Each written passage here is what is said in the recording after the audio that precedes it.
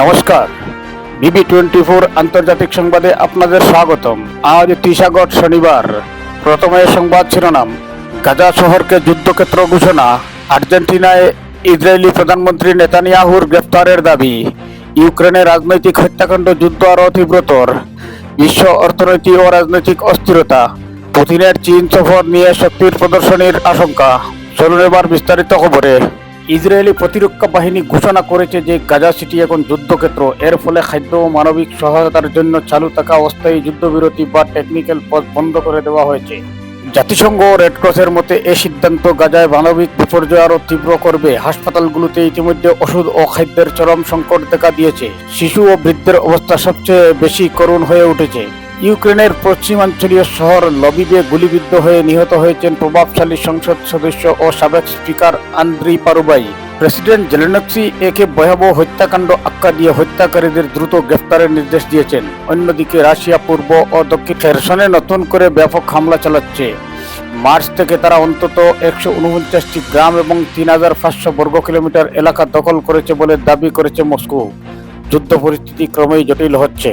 এদিকে আর্জেন্টিনার মানবাধিকার আইনজীবীরা ইসরায়েলের প্রধানমন্ত্রী নেতানিয়াহুর বিরুদ্ধে গ্রেফতারি আবেদন করেছেন। তাদের অভিযোগ, গাজা যুদ্ধে তিনি মানবাধিকার অপরাধ ও গণহত্যার সঙ্গে সরাসরি জড়িত।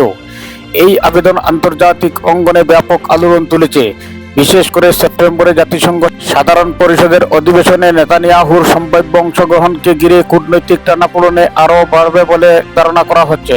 রাশিয়ার প্রেসিডেন্ট ভ্লাদিমির পুতিন আজ চীনে পৌঁছেছেন, যেখানে তিনি সাংহাই কোঅপারেশন অর্গানাইজেশনের শীর্ষ সম্মেলনে যোগ দেবেন। পাশাপাশি তিনি একটি বৃহৎ সামরিক প্যারেডেও অংশ নেবেন। এ সফরে আলোচনার মূল বিষয় ইউক্রেন যুদ্ধ, নতুন gas pipeline, power of Siberia প্রকল্প এবং দুই দেশের সামরিক সহযোগিতা। বিশ্লেষকরা বলেছেন, এই সফর চীন ও রাশিয়ার মৈত্রী ও শক্তি প্রদর্শনের এক গুরুত্বপূর্ণ বার্তা বহন করছে। বিশ্ব অর্থনীতির নজর এখন যুক্তরাষ্ট্রের সেপ্টেম্বরের চাকরির রিপোর্টের দিকে। ধারণা করা হচ্ছে এই রিপোর্ট ফেডারেল রিজার্ভের সুদের হার নীতিতে বড় প্রভাব ফেলতে পারে। এদিকে ইউরোপে রাজনৈতিক অস্থিরতা বাড়ছে। ফ্রান্সে আগামী মাসে অনাস্থা ভোট হতে যাচ্ছে, যা বাজারে অনিশ্চয়তা সৃষ্টি করেছে। অন্যদিকে ব্রাজিলের সাবেক প্রেসিডেন্ট বেলসোনারোর বিরুদ্ধে অভ্যুত্থান চেষ্টার মামলার বিচার শুরু হয়েছে।